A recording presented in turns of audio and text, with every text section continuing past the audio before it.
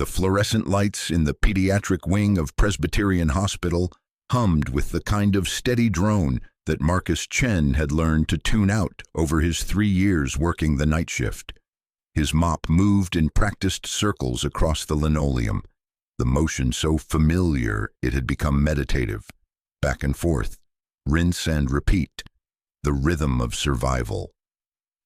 It was 2 in the morning on a Wednesday in late October when everything changed. Marcus was finishing the hallway outside the dialysis unit when he heard it. Not a scream exactly, more like the sound of something breaking inside a human chest. A wail that came from somewhere so deep it made his hands still on the mop handle. He shouldn't have looked. In 3 years of cleaning hospitals, he had learned that the best way to survive was to keep your head down and your eyes on the floor. Other people's tragedies were not his business. He had enough of his own. But something about that sound pulled at him.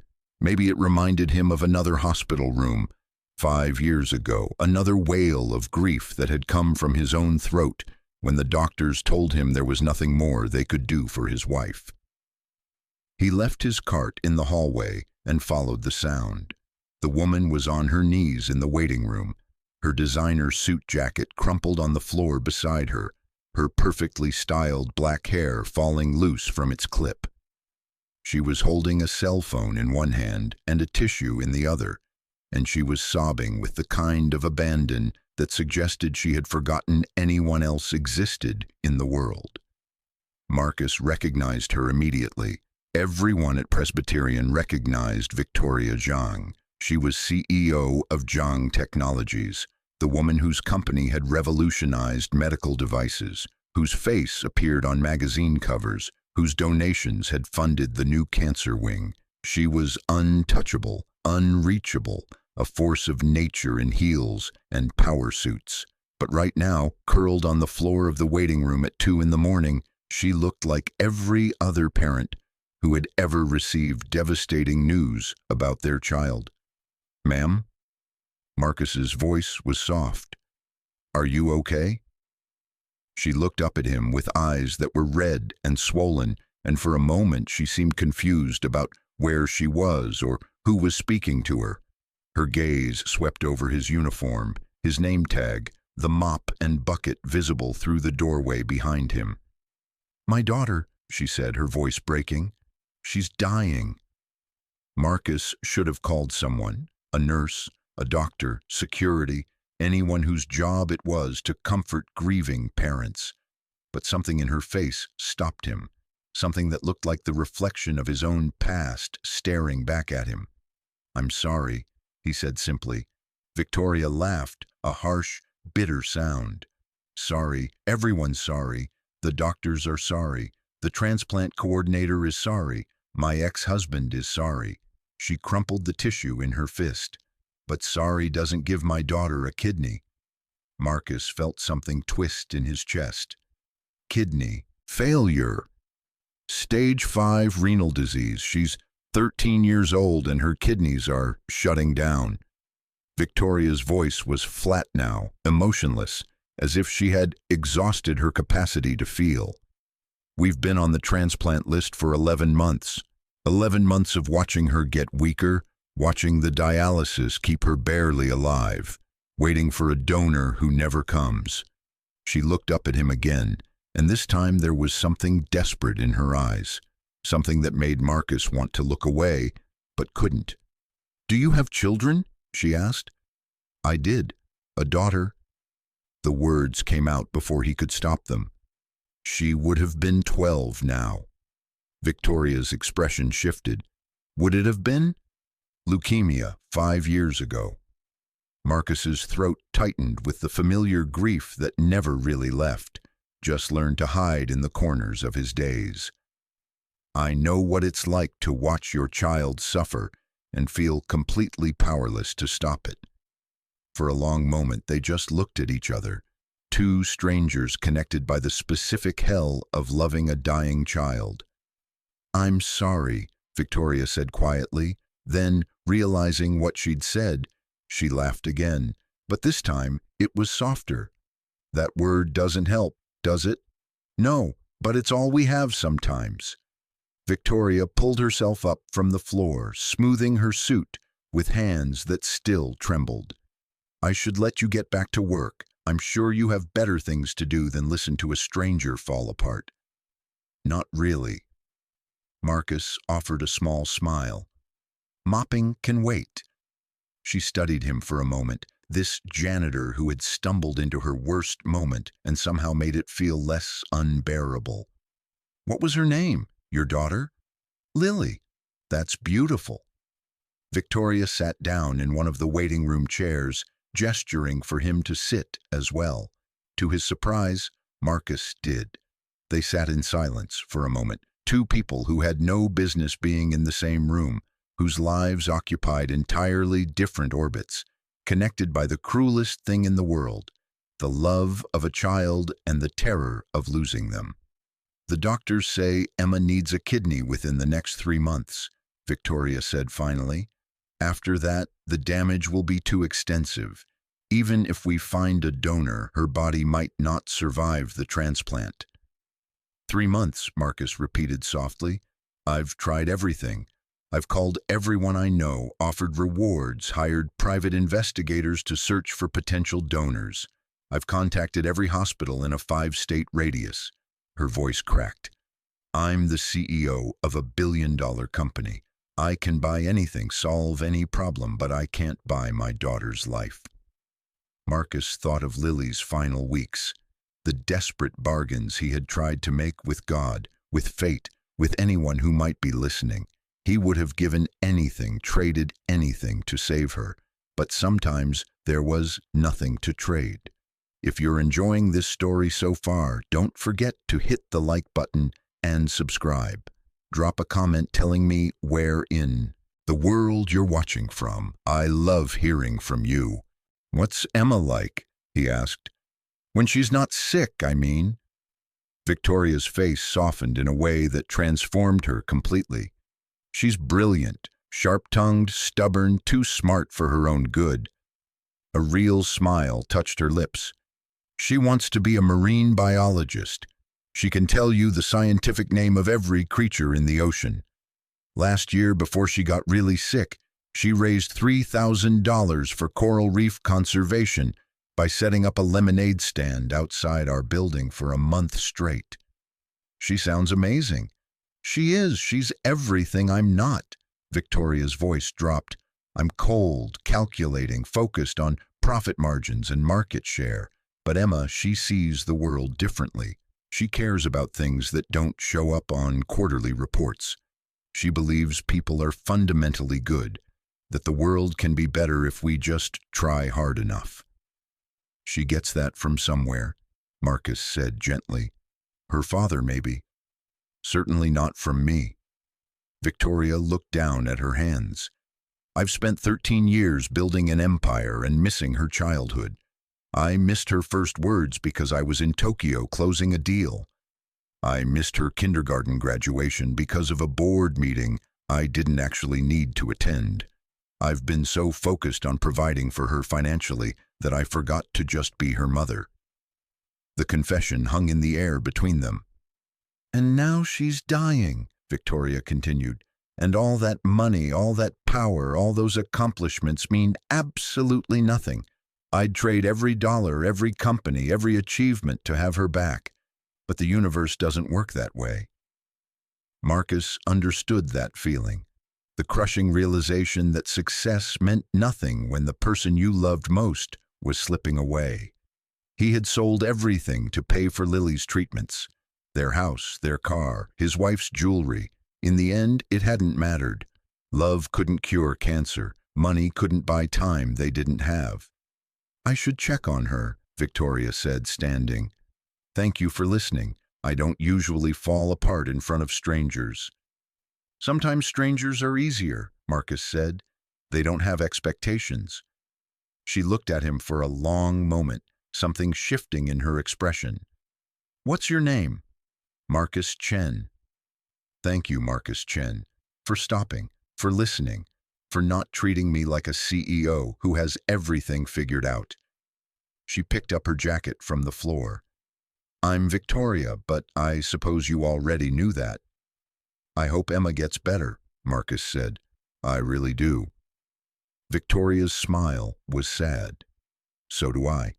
She walked out of the waiting room, her heels clicking on the linoleum Marcus had just cleaned, disappearing down the corridor toward the pediatric ICU. Marcus returned to his mop and bucket, but the rhythm felt different now. The meditation was broken. He thought about Emma Zhang all through the rest of his shift. A 13-year-old girl who loved marine biology and believed in the goodness of the world. A girl who was running out of time while doctors searched for a kidney that might never come. By the time his shift ended at 6 in the morning, Marcus had made a decision that terrified him. The transplant coordinator's office was on the 3rd floor, sandwiched between radiology and the blood bank.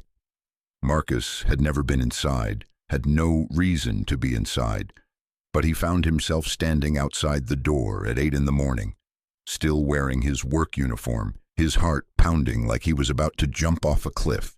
He knocked before he could change his mind. "Come in." The coordinator was a woman in her 50s with kind eyes and the slightly exhausted look of someone who dealt with life and death decisions every day. Her nameplate read Dr. Susan Walsh. "Can I help you?" she asked, looking up from her computer screen. "I want to be tested," Marcus said, "as a kidney donor for Emma Zhang." Dr. Walsh's eyebrows rose slightly. "Are you family?" "No, I'm just someone who wants to help." "That's very generous, but kidney donation is a serious procedure.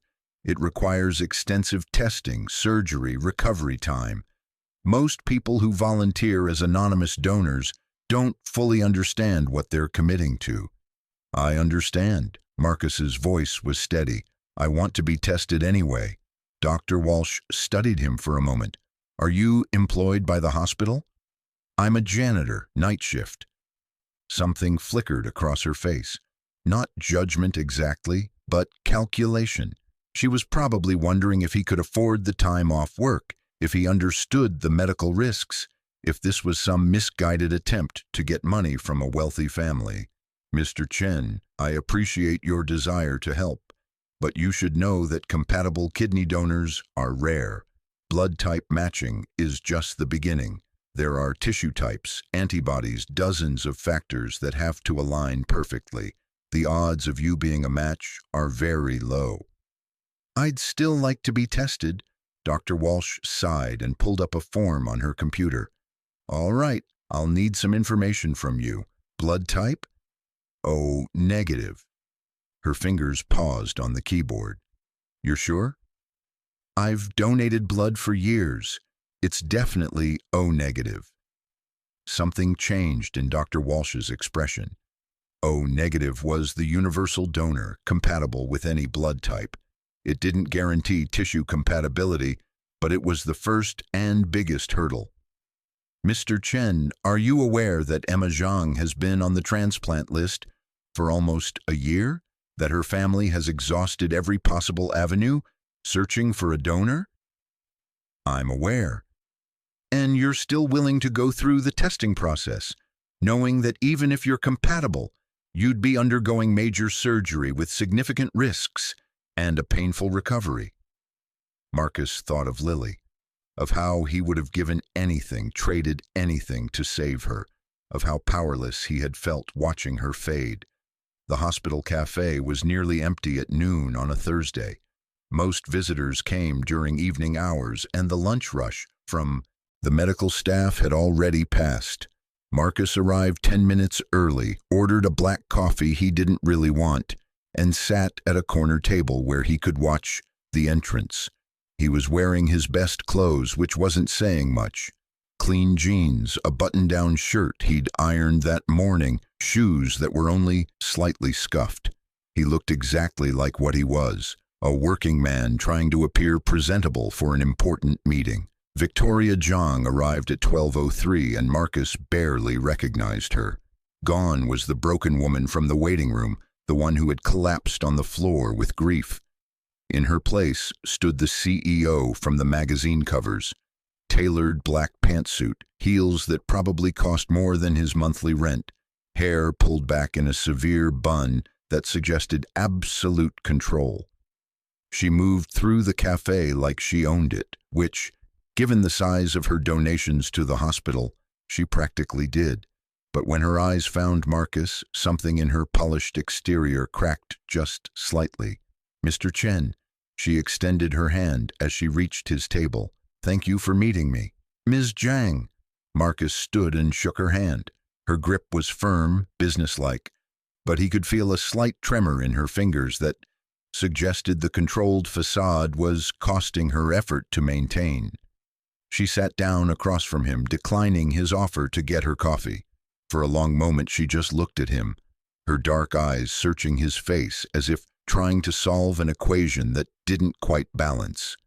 "You're the janitor," she said finally, "from that night in the waiting room." "I am. I thought I recognized your voice when Dr. Walsh told me your name, but I wasn't sure. That night is mostly a blur." She paused. "You sat with me while I fell apart. You were going through hell. No one should go through that alone." Victoria's jaw tightened. "And now you're volunteering to give a kidney to my daughter, a daughter you've never met, a family you have no connection to." She leaned forward slightly. "Help me understand why, Marcus. Really why? Because nothing about this makes sense." Marcus took a sip of his coffee, gathering his thoughts. He'd known this conversation was coming, but knowing it and being ready for it were two different things. "I told you that night that I had a daughter, Lily. She died 5 years ago." "I remember. I'm sorry. For 2 years, I watched her fight leukemia. I held her hand through chemotherapy that made her so sick she couldn't lift her head. I carried her to the bathroom when she was too weak to walk. I read her stories when she couldn't sleep because of the pain." His voice remained steady, but his hands gripped his coffee cup tighter. "And through all of it, I felt completely powerless. I couldn't take away her suffering. I couldn't trade places with her. All I could do was be there and watch her fade." Victoria's expression had softened, the CEO mask slipping to reveal the mother underneath. "When she died," Marcus continued, "I made promises I couldn't keep. I told her I would find a way to make her suffering mean something, that I wouldn't let her death be just another tragedy in a world full of tragedies." He finally met Victoria's eyes. "Your daughter is 13 years old and she's dying. I can't save Lily, but I can save Emma. And maybe that's how I keep my promise." The silence that followed was heavy with emotion. Neither of them knew how to express. "You're giving my daughter a piece of yourself," Victoria said quietly, "because you couldn't save your own daughter. That's incredibly beautiful and incredibly sad all at once." "It's the only thing that makes sense to me anymore." Victoria reached into her purse and pulled out a leather checkbook. Marcus's stomach sank even before she opened it. "I need to compensate you," she said, clicking open a pen. "The surgery, the recovery time, the medical risks you're taking. You'll be out of work for months. You'll have expenses, complications, a lifetime of medical monitoring." She poised the pen over the checkbook. "Name your price, Marcus, whatever you need. Whatever seems fair, I'll pay it without question." Marcus looked at the checkbook, at the pen hovering over blank paper, at the woman who genuinely believed that money was the answer to this equation. "No," he said simply. Victoria's hand paused. "I'm sorry. I don't want your money." "Marcus, I appreciate the sentiment, but be realistic. You're a janitor at this hospital. You work night shifts because the pay is slightly better.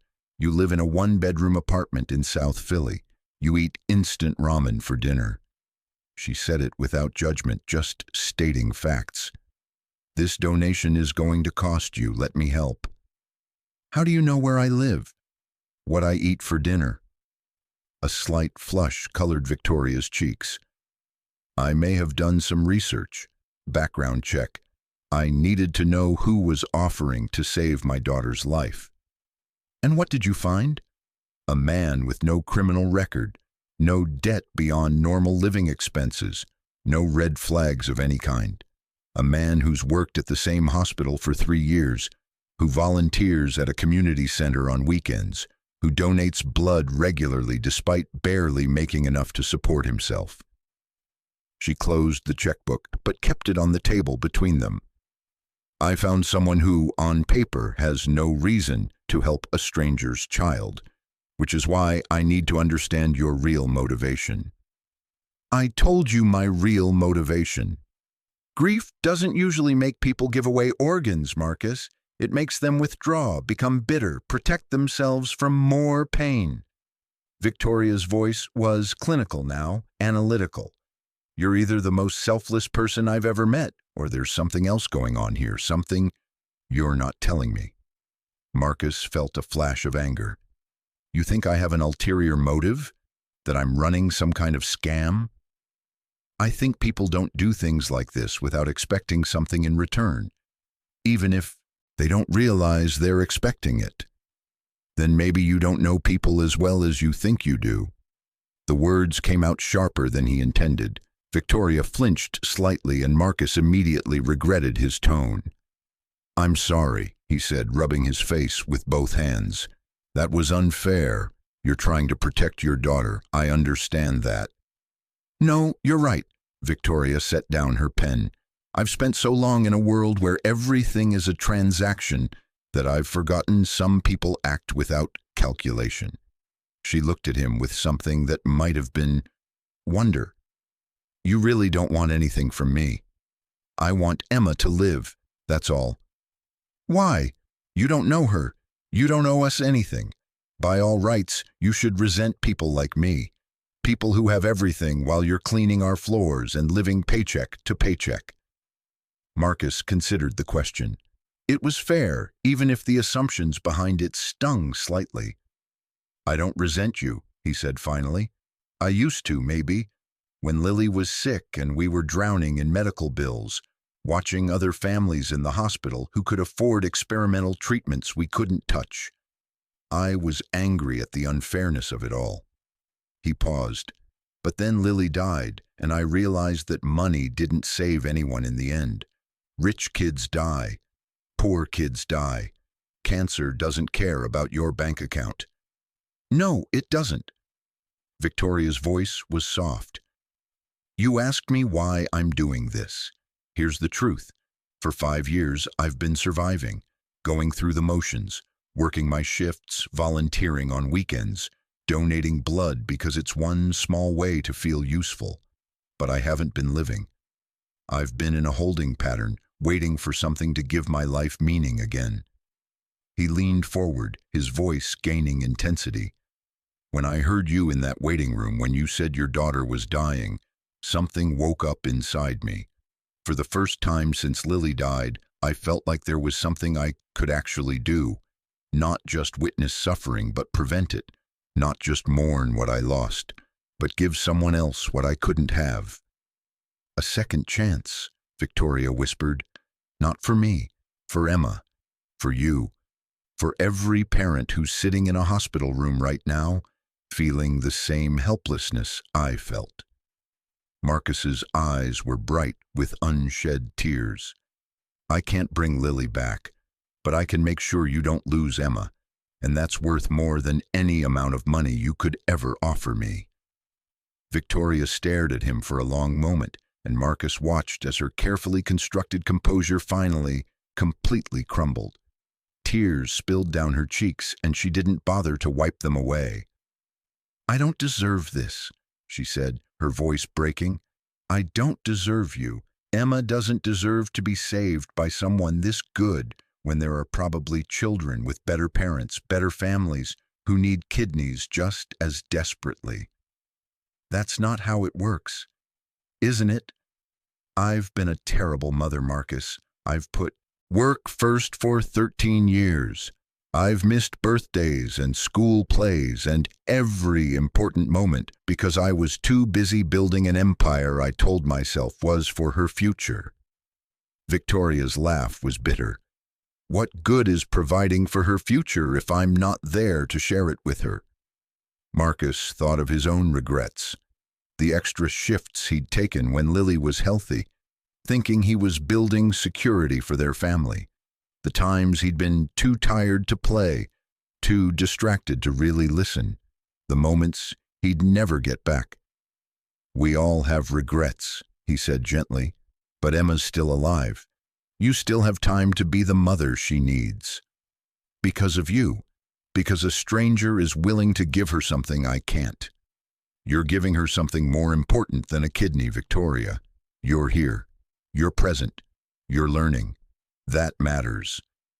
If you're hooked on this story, make sure to subscribe and turn on notifications so you never miss an upload. Your support means everything and helps me bring you more emotional stories like this one." Victoria wiped her eyes with the back of her hand, a gesture that seemed almost childlike coming from someone so polished. "Can I ask you something?" "Of course." "What was Lily like?" The question caught Marcus off guard. People rarely asked about Lily anymore. They avoided the subject, afraid of causing him pain, not realizing that talking about her was one of the few things that still brought him comfort. "She was sunshine," he said, a real smile touching his lips for the first time in the conversation. "That's what her name means, you know, Lily, light, and she was exactly that. She made everyone around her happier just by existing." "Tell me about her, please. I want to know who inspired this impossible act of kindness." So Marcus told her about Lily's laugh, which was too loud and completely infectious, about how she collected rocks from everywhere they went, convinced each one had a story to tell, about her absolute certainty that mermaids were real and lived in the Schuylkill River, regardless of what science said, about how she'd wanted to be a veterinarian and a princess and an astronaut, sometimes all at once. And Victoria listened, really listened, not with the distracted attention of someone waiting for their turn to speak, but with the full presence of someone who understood that every detail mattered, that these memories were precious beyond measure. "She sounds wonderful," Victoria said when he finished. "I wish I could have met her." "I wish you could have too. I think she and Emma would have been friends." "Emma?" Victoria's expression shifted, becoming tentative. "Would you like to meet her before the surgery?" Marcus's heart skipped. "Are you sure?" "I don't want to intrude." "You're giving her your kidney, Marcus. I think she'd want to know who you are, and honestly, I think you should know who you're saving." Emma Zhang's hospital room was on the 4th floor in the pediatric ward that Marcus cleaned every night, but had never really looked at during daylight hours. The walls were painted with cheerful murals of ocean creatures, and through the large window, afternoon sunlight streamed in, making the medical equipment seem less intimidating. Emma was sitting up in bed when they entered, a book open in her lap, an IV line running from her arm to a machine that hummed quietly beside her. She looked small against the hospital pillows, pale and thin in a way that spoke of long illness, but her eyes were alert and intelligent when they landed on Marcus. "Mom," she set down her book. "Who's this?" Victoria moved to her daughter's bedside, taking her hand with a gentleness Marcus hadn't seen from her before. "Emma, this is Marcus Chen. He's the man I told you about, the donor." Emma's eyes went wide. "The kidney donor? The one who's a match?"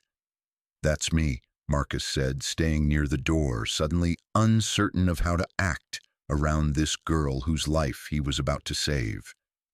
"Come closer," Emma said, gesturing him over with the hand, not attached to an IV. "I don't bite. Well, sometimes I bite, but only when people deserve it." Marcus couldn't help but smile as he approached the bed. "I'll try not to deserve it then." Emma studied him with the frank curiosity of a 13-year-old who'd been forced to grow up too fast. "You're younger than I thought you'd be. Mom made it sound like you were some old guy with nothing to lose." "Emma," Victoria said sharply. "What? You did. You said he was a janitor with a sad life who probably just wanted attention. Victoria's face flushed. I did not say exactly that. You implied it. Emma turned back to Marcus. For the record, I told her she was wrong. I said anyone willing to give a kidney to a stranger was probably pretty awesome, regardless of their job or their reasons. Marcus found himself genuinely liking this girl. There was a directness to her that reminded him of Lily, a refusal to dance around the truth even when it was uncomfortable. Your mom was being protective, Marcus said. That's what good parents do. Is it? Because from where I'm sitting, good parents actually spend time with their kids instead of working 80 hours a week. Emma. Victoria's voice was pained. It's true, Mom. Don't pretend it's not. But Emma squeezed her mother's hand, softening the words. Although you have been here a lot lately, I guess nearly dying has its perks. The casual way she mentioned her own mortality made Marcus's chest tighten. This was what illness did to children. It stole their innocence, replaced wonder with pragmatism, taught them to joke about death because the alternative was too terrifying. So, Emma said, why are you really doing this?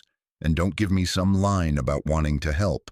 Nobody volunteers to lose an organ without a reason. Emma, that's inappropriate, Victoria started, but Marcus held up a hand. No, it's okay. It's a fair question. He pulled a chair over to the bedside and sat down, bringing himself to Emma's eye level. I had a daughter once. Her name was Lily. She was about your age when she died. Emma's expression shifted immediately from challenging to compassionate. I'm sorry. Me too. I spent 2 years watching her get sicker, feeling completely helpless. There was nothing I could do to save her, no trade I could make, no sacrifice that mattered. He paused. But I can save you, so that's what I'm going to do. Emma was quiet for a long moment, processing this. Then she said, You're giving me a kidney because you couldn't save your daughter. Basically.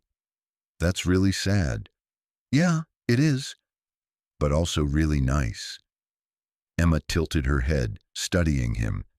Do you think Lily would want you to do this? The question hit Marcus like a physical blow. He'd asked himself the same thing 100 times, lying awake at night, wondering if he was honoring Lily's memory or just trying to assuage his guilt. I think, he said slowly, that Lily would have liked you. She loved marine biology, too. She wanted to swim with dolphins. Emma's face lit up. She did? Did she have a favorite ocean creature? Sea turtles. She said they looked wise. They do look wise. Emma leaned forward, animated now. Did you know some sea turtles can live for over 100 years? And they return to the same beach where they were born to lay their own eggs? They navigate by the Earth's magnetic field. How cool is that? Marcus felt tears prick his eyes. This was what he'd been missing for 5 years. The sound of a child's enthusiasm. The pure joy of someone discovering the world's wonders. Emma's excitement about sea turtles was an echo of Lily's excitement about everything, and it hurt and healed him in equal measure. Lily would have loved that fact, he said softly. Emma must have heard something in his voice because her expression gentled. I'll take good care of your kidney, Mr. Chen, I promise. I'll do all the things Lily wanted to do but didn't get to. You don't have to promise that. I want to. If your kidney is going to save my life, the least I can do is make sure I have a life worth saving. She grinned. Besides, someone's got to swim with those dolphins. Victoria made a sound halfway between a laugh and a sob. Marcus turned to see her covering her mouth with her hand, tears streaming down her face as she watched her daughter and this stranger connect over shared loss and hope. Mom, you're crying again, Emma said, but her voice was gentle. I'm allowed. It's been an emotional week. It's been an emotional year. That too. Marcus stood, suddenly feeling like he was intruding on a moment between mother and daughter. "I should go. Let you rest before the surgery." "Wait," Emma said. "Can you come back after the surgery when we're both recovering? I want to know more about Lily, and I want to tell you about all the cool ocean stuff I'm going to do when I'm better." Marcus looked at Victoria, who nodded, her eyes still bright with tears. "I'd like that," Marcus said. "I'd like that a lot." The surgery was scheduled for 6 in the morning, 3 days later. Marcus spent those days preparing, completing paperwork, arranging leave from work, putting his affairs in order as if he were preparing for something more final than donating a kidney. On the night before the surgery, he sat in his empty apartment and wrote a letter to Lily. He'd done this occasionally over the years, writing to his daughter as if she could still read his words, as if the act of putting pen to paper could somehow bridge the gap between life and death. "Dear Lily, tomorrow I'm giving a piece of myself to a girl who reminds me of you. She's smart and funny and fierce, and she loves the ocean just like you did.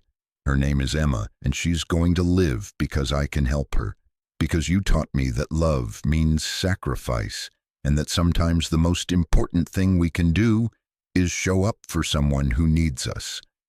I miss you every day, baby girl. I miss your laugh and your questions and the way you made everything seem like an adventure.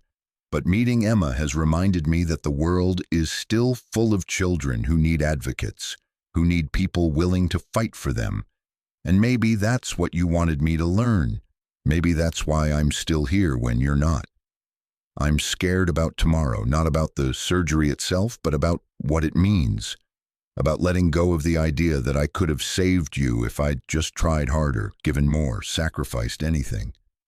Emma's mother offered me money tonight, offered me whatever I wanted, and I realized that's what I would have done for you.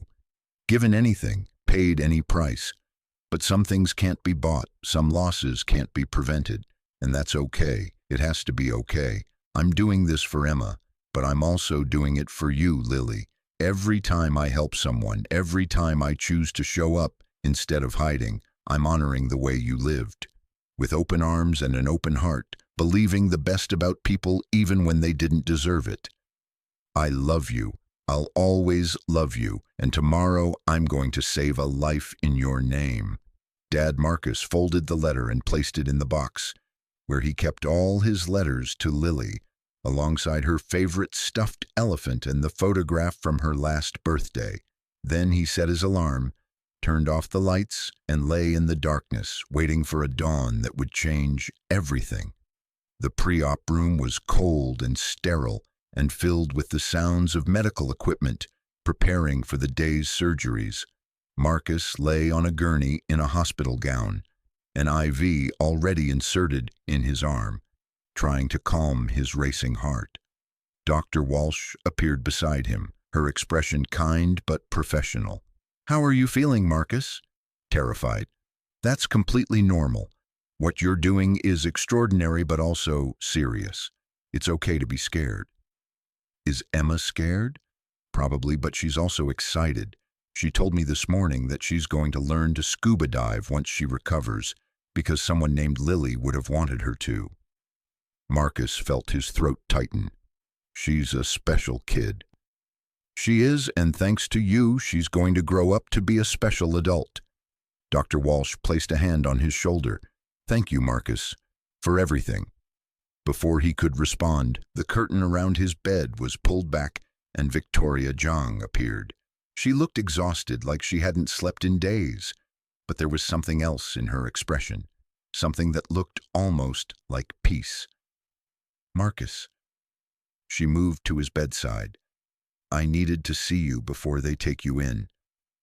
"I'm okay. Everything's going to be fine." "I know. I just needed to tell you something." She took a deep breath. "Last night, Emma and I had the longest conversation we've had in years. Really talked, not just exchanged information. She told me about her dreams, her fears, all the things she wants to do when she's healthy again, and I realized something." "What's that?" You didn't just offer to save her life. You reminded me how to be her mother, how to be present instead of just providing, how to see what actually matters." Victoria's voice cracked.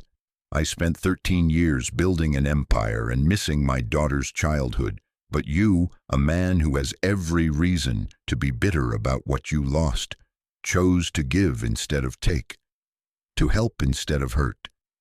And that's the most powerful lesson anyone's ever taught me." Marcus didn't know what to say. Victoria reached out and took his hand, squeezing it gently. "So thank you," she continued, "not just for the kidney, for reminding me what love actually looks like, for showing me that wealth isn't measured in money, but in the willingness to sacrifice for someone else." She paused. "Emma told me something else last night.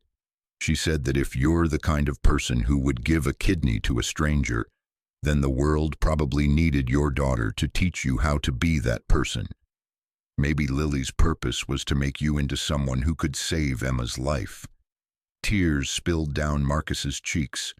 "Don't. Please don't make this into something noble. I'm just trying to do the only thing that makes sense anymore. And that's exactly what makes it noble." Victoria released his hand. "I'll see you when you wake up, Marcus Chen. And then we'll figure out how to move forward. Together." She left, and moments later, an orderly came to wheel him toward the operating room. As the fluorescent lights passed overhead and the antiseptic smell grew stronger, Marcus thought about Lily, about Emma, about the strange, painful, beautiful way life connected people across the distances of grief and hope. He thought about the letter he'd written, about his promise to honor his daughter's memory by showing up for others. And as the anesthesiologist counted backward from 10 and darkness began to close in, Marcus felt something he hadn't felt in 5 years: purpose. The first thing Marcus became aware of was pain, not the sharp, immediate kind, but a deep, persistent ache that seemed to radiate from his left side through his entire body. The second thing was the sound of machines beeping in a steady rhythm, marking time in a language he was still learning to understand. He opened his eyes slowly, blinking against the harsh, fluorescent lights of the recovery room.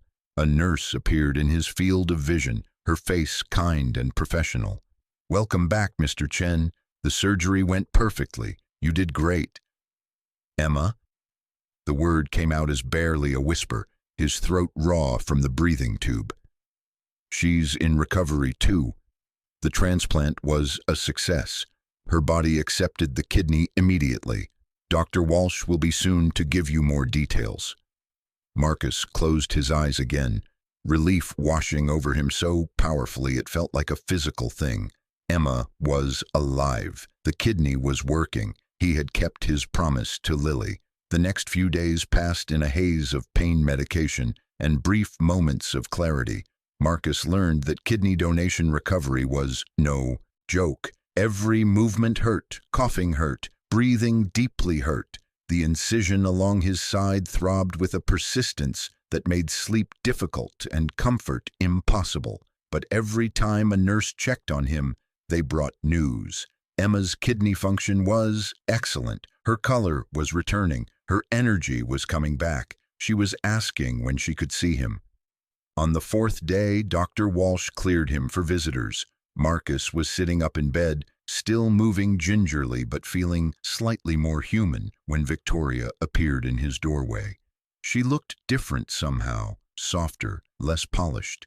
Her hair was down, she wore jeans and a simple sweater, and there were dark circles under her eyes that suggested she hadn't left the hospital since the surgery. "Marcus!" She moved to his bedside quickly. "How are you feeling?" "Like someone removed one of my organs," he said with a weak smile. "But alive." "How's Emma?" "She's incredible. Her kidney function is better than the doctors expected. They're already talking about moving her out of the ICU." Victoria's eyes filled with tears. "Because of you. Because you gave her a second chance." "I'm glad. Can I tell you something?" Victoria sat in the chair beside his bed. I've been sitting with Emma every day since the surgery, really sitting with her, not checking my phone, not thinking about work, just being present. And yesterday, she told me she was scared. Of what? That once she's better, once the crisis is over, I'll go back to the way I was, working all the time, putting the company first, treating her like an item on my schedule.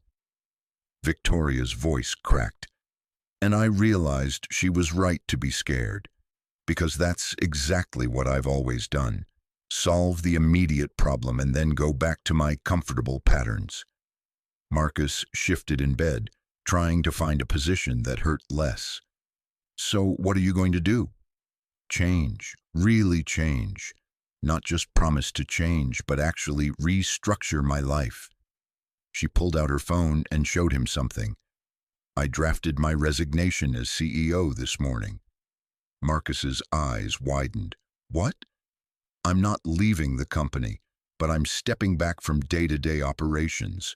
I'm going to become board chair, which means strategic oversight instead of 80-hour weeks. I'm going to be home for dinner. I'm going to attend school events. I'm going to be the mother Emma deserves. Victoria, that's a huge decision. It's the only decision that makes sense. She put her phone away. You gave my daughter a kidney. The least I can do is give her my time, my presence, my actual attention instead of just my money. Marcus was quiet for a moment, processing this. Does Emma know? Not yet. I wanted to tell you first. Because this decision, this change, it's because of you. Because you showed me what real sacrifice looks like, what real love looks like. I just did what anyone would do. No. Victoria's voice was firm. You did what almost no one would do.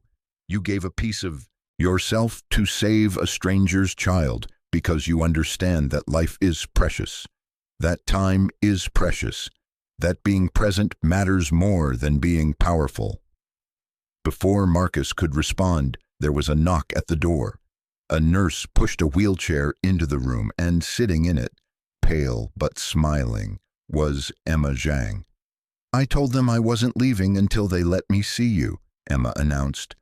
I can be very stubborn when I want to be. I'm learning that, the nurse said with a smile. You have 10 minutes, young lady, then go back to your room. Emma wheeled herself to Marcus's bedside, and he was struck by how much better she looked already. Her eyes were brighter, her skin had more color, and there was an energy about her that seemed impossible for someone who'd had major surgery 4 days ago. Hey, she said softly, so we both survived. Looks like it. How do you feel? Like I got hit by a truck. You? Like I got hit by a slightly smaller truck. Emma grinned. But also like I can breathe better. Like my body is working the way it's supposed to for the first time in forever. It's weird. Good. Weird? The best is weird. She reached out and took his hand. I can feel it, you know. Your kidney. It's like there's this new thing inside me that's working really hard to keep me alive. And I keep thinking about Lily, about how a piece of you that was supposed to be for her is now keeping me alive instead. Marcus felt his throat tighten. I think she'd be happy about that. Me too. I think she'd like knowing that her dad is kind of a superhero. Emma squeezed his hand. I have a proposition for you. What's that? When we both get out of here, when we're recovered and healthy, I want to go to the aquarium, the big one in Camden, and I want you to come with me and Mom. We can look at all the sea turtles and dolphins and all the creatures Lily loved, and you can tell me more stories about her. Marcus looked at Victoria, who was wiping tears from her eyes. We'd both like that, Victoria said. If you're willing, I know we're essentially strangers, but after everything that's happened, you feel like family. Family, the word hung in the air, carrying weight and possibility and the promise of something Marcus hadn't had in 5 years. Connection, belonging, a reason to look forward instead of back. I'd like that, Marcus said. I'd like that a lot. The crisis came 2 weeks later, just as Marcus was beginning to believe that everything would work out perfectly. He was home, recovering slowly, learning to navigate life with one kidney and a healing incision that still protested every movement. Emma had been discharged from the hospital and was recovering at home with round-the-clock nursing care. They texted occasionally, Emma sending him photos of her recovery progress and facts about ocean creatures, Marcus responding with encouragement and stories about Lily. Then his phone rang at 3 a.m. "Marcus, it's Victoria. Something's wrong." He was instantly awake, his heart pounding. "What happened?" "Emma's having complications. Her fever spiked to 103. The nurses think it might be rejection. We're headed to the emergency room now." Victoria's voice was controlled, but Marcus could hear the terror underneath. "I'm sorry to call you. I know you're recovering, but I didn't know who else to tell." "I'm coming to the hospital." "Marcus, you can't. You're still healing. You shouldn't be driving." "I don't care. I'm coming." He hung up and called a cab, moving as quickly as his healing body would allow. 20 minutes later, he was walking through the emergency room doors, his incision screaming in protest, his pain medication wearing off at the worst possible time. He found Victoria in the waiting room, pacing like a caged animal. "What did the doctors say?" Marcus asked. "They're running tests. It could be rejection. It could be an infection. It could be a dozen different things." She stopped pacing and looked at him, really looked at him. "Why are you here? You should be home resting." "Because Emma is family now, and that's what family does. They show up." Victoria's face crumpled. "What if your kidney doesn't work? What if her body rejects it? I can't lose her, Marcus. Not after everything. Not after finally learning how to be her mother." Marcus moved to her, ignoring the pain in his side, and pulled her into a careful hug. "She's going to be okay. The doctors caught this early. They know what to watch for." "You don't know that." "No, but I believe it, and right now, that's all we have." They sat together in the waiting room for 3 hours, Victoria alternating between pacing and sitting, Marcus trying to manage his pain without showing how much it hurt to be there. Around 6 a.m, Dr. Walsh finally appeared. "It's not rejection," she said immediately, and both of them sagged with relief. "It's a urinary tract infection, which is common after transplant surgery. We've started her on antibiotics. She should be fine in a few days." "She's okay?" Victoria's voice was small. "She's okay, and she's asking for both of you." They found Emma in a hospital bed, looking small and tired, but very much alive. Her face lit up when she saw them. "You came," she said to Marcus. "Mom said you were too hurt to come." "I'm not that hurt." It was a lie, and they all knew it. But Emma smiled anyway. "You're both crazy," she said. "Mom left her first board meeting in a week to come here, and you left your recovery bed. I'm fine.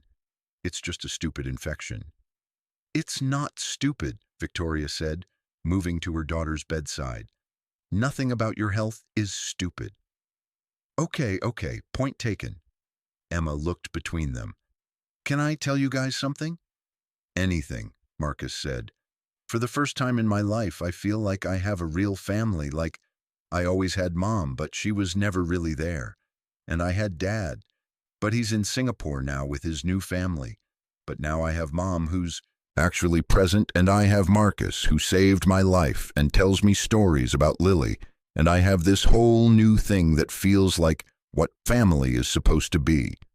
She paused, suddenly looking uncertain. "Is that weird, that I think of you as family when we barely know each other?" Marcus felt tears prick his eyes. "It's not weird at all." "Good, because I was thinking, when I'm better, maybe you could come to dinner at our house sometimes, and maybe we could do that aquarium trip we talked about, and maybe..." I don't know, maybe you could just be around sometimes. Victoria was crying openly now. Emma, sweetheart, are you asking Marcus to be part of our family? I guess I am, if that's okay, if that's not too weird. Marcus thought of Lily, of the daughter he'd lost, of the 5 years he'd spent in a holding pattern, surviving but not living. He thought of the letter he'd written before the surgery, about honoring Lily's memory by showing up for others. And he thought of Emma, this fierce, intelligent, kind girl who carried a piece of him inside her body and had somehow carried him back to life in the process. It's not weird, he said, his voice thick with emotion. And yes, I'd like to be part of your family, if you'll have me. Emma grinned, that same bright smile that reminded him so much of Lily. It hurt. We'll have you, just don't expect any weird formal adoption stuff. We're more of a chosen family situation. Chosen family works for me, Marcus said. Victoria reached out and took his hand, squeezing it gently. For me, too. 3 months later, Marcus stood in the Camden Adventure Aquarium, watching Emma press her face against the glass of the sea turtle exhibit with the pure joy of a 13-year-old who'd been given her life back. They do look wise, Emma said, her breath fogging the glass. Lily was right about that. Victoria stood beside Marcus, her arm linked through his in a gesture that had become natural over the past months. She hasn't stopped talking about this trip for weeks. I noticed, Marcus smiled. She texted me 17 facts about sea turtles yesterday alone. That's because someone encouraged her. Victoria nudged him gently. You're a terrible influence. The worst. They watched Emma for a moment, this girl who had brought them together, who had given them both a purpose beyond survival. She was healthy now, her kidney function excellent, her energy boundless. She attended school, studied marine biology with obsessive focus, and spent her weekends volunteering at a local ocean conservation nonprofit. And once a week, she came to Marcus's apartment for what she called Lily Nights, where they looked through photos of his daughter, told stories, and kept her memory alive together. I have something to tell you, Victoria said quietly. The board approved my proposal. Which proposal? You've made about 20 in the past 3 months. The Employee Wellness Initiative. We're implementing comprehensive health coverage for all hospital staff, including custodial workers, mental health support, emergency assistance funds, paid family leave. She looked at him. I'm calling it the Marcus Chen Initiative. Marcus's throat tightened. Victoria, you don't have to do that. Yes, I do. You saved Emma, but you also taught me something crucial, that the people who keep institutions running, the janitors and cafeteria workers and maintenance staff, they deserve the same dignity and support as executives, that a person's worth isn't measured by their salary. You learned that from me? I learned it from watching you, from seeing how you treat everyone with respect, regardless of their position, from understanding that you give from a place of genuine care, not calculation. She paused. You changed me, Marcus, and I want the company to reflect that change. Before Marcus could respond, Emma bounded over to them, her eyes shining with excitement. You guys have to come see the dolphin show. It starts in 5 minutes, and I heard they do this amazing synchronized swimming thing. Lead the way, Marcus said. They followed Emma through the aquarium, this makeshift family that had formed in the crucible of crisis and been forged into something real through choice and commitment. Marcus thought about the journey that had brought him here, from the janitor cleaning hospital floors at 2 a.m. to this moment, surrounded by people he loved and who loved him back. He thought about Lily, about whether she would approve of this new life he'd built. And he realized that, of course, she would. Lily had always believed in love, in connection, in the power of showing up for others. She had taught him those lessons in her too short life, and he was finally learning to live them. As they settled into seats for the dolphin show, Emma squeezed herself between Marcus and Victoria, taking both their hands. "This is perfect," she said simply. "All of it, everything." Marcus squeezed her hand back. "Yeah, it really is." The show began, dolphins leaping and spinning through crystal blue water, and Marcus felt a peace settle over him that he hadn't experienced since before Lily got sick. Not the absence of grief that would always be with him, but the presence of something stronger, purpose, connection, family. He had given Emma a kidney, but she and Victoria had given him something more valuable, a reason to live instead of just survive. A reminder that love could transform strangers into family. That sacrifice could heal the person who gave as much as the person who received. 6 months after the surgery, Marcus received an unexpected visitor at work. He was finishing his shift, pushing his cleaning cart down the familiar corridors of Presbyterian Hospital, when Dr. Walsh appeared beside him. "Marcus, do you have a moment?" "Of course." She gestured to an empty conference room, and they stepped inside. Dr. Walsh looked serious, but there was a brightness in her eyes. That suggested good news rather than bad. "I have a proposal for you," she said. "The hospital is creating a new position, patient-family liaison for transplant services, someone who can help guide families through the donation and transplant process, who understands both the medical and emotional aspects, who can speak from personal experience." Marcus felt his heart skip. "You want me to apply?" "I want to offer you the job directly. You'd be working with families in crisis, helping them understand their options, advocating for living donors, sharing your story to inspire others." She smiled. "It's full-time, with benefits, and it pays significantly more than your current position. And most importantly, it would allow you to turn your experience into something that helps others." Marcus was speechless. A job that combined everything he'd learned, everything he'd experienced, into something that could actually make a difference. "I don't have the qualifications," he finally managed. "No college degree, no medical training." "You have the most important qualification, lived experience. We'll provide training for everything else. What you bring to this position, no amount of education can teach." Dr. Walsh placed a hand on his shoulder. "You changed Emma's life. You changed Victoria's life. Now you can help change the lives of every family who walks through our transplant department." Marcus thought of all the families he'd seen over the years, the parents pacing in waiting rooms, the children facing impossible odds. He thought of the man he'd been 6 months ago, surviving but not living, going through the motions without purpose.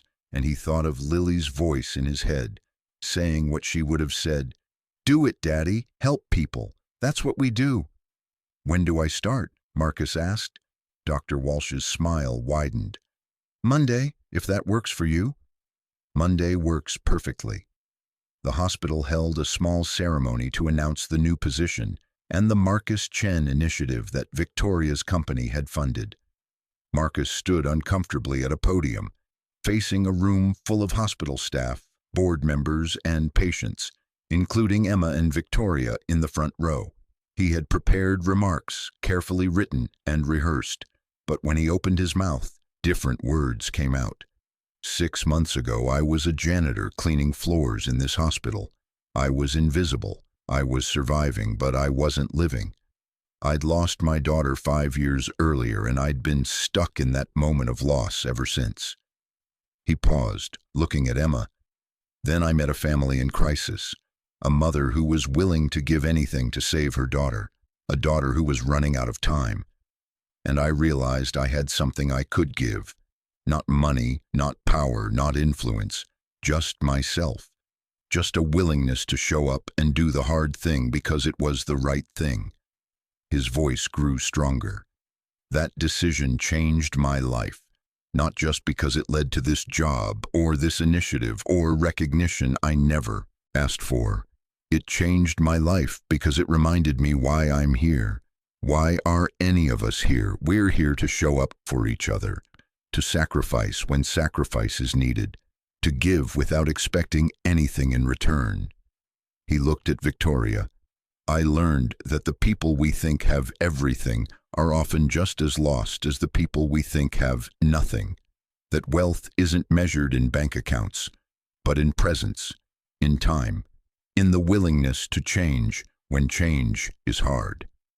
Finally, he looked at the audience, at all the faces of people who kept the hospital running, who showed up every day to heal the sick and comfort the dying. If you take anything from my story, take this. You matter. Your work matters. Your presence matters. Whether you're a surgeon or a janitor, whether you're saving lives in an operating room or creating clean, safe spaces for healing, you're part of something important. He paused, his voice dropping to almost a whisper.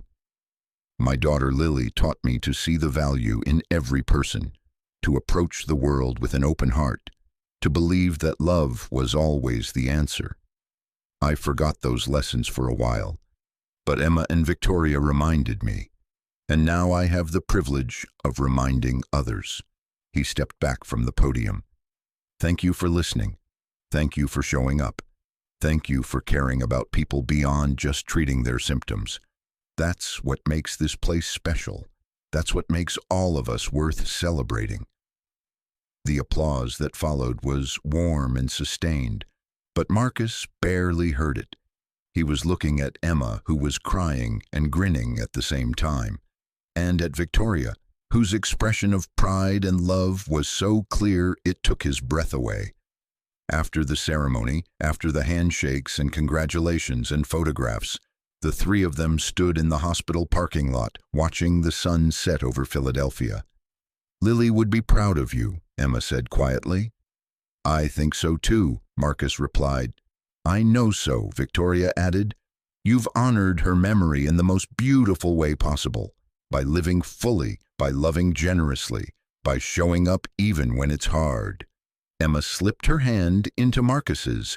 So what happens now? Marcus looked down at this girl who carried a piece of him inside her, who had given him a reason to live again. He thought about Monday, about starting his new job, about all the families he would help. He thought about the dinners at Victoria's house, the weekend outings, the chosen family they had built from crisis and choice. Now? He smiled. Now we just keep showing up, keep loving each other, keep honoring the people we've lost by living lives that matter.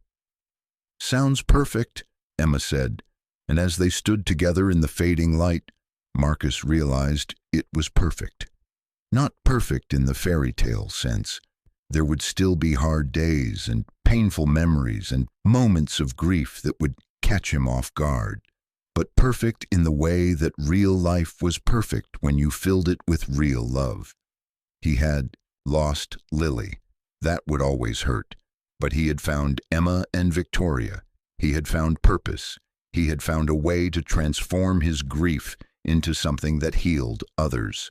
And maybe, just maybe, that was exactly what Lily had wanted for him all along. Thank you so much for watching until the end. If you loved this story, check out the other videos on your screen now. I think you'll really enjoy them, and don't forget to subscribe if you haven't already. See you in the next story.